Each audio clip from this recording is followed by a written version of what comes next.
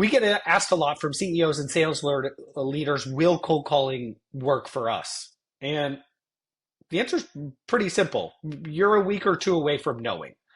And you're not a week away or two from knowing if you don't have technology, data infrastructure, the right scripts, the right team practicing, and all of those types of things. But what we can do is build your product or service into our infrastructure and show you in a couple of weeks what are the key metrics.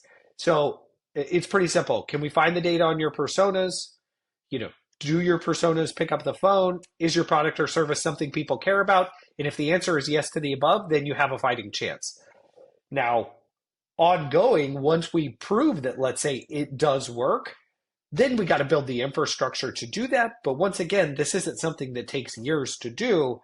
We've been doing this for 7+ years. We can build an infrastructure for you quite quickly that your team can go and execute on and kind of get from booking no meetings over the phone to booking 5, 10, 15, 20, meetings over the phone pretty easily.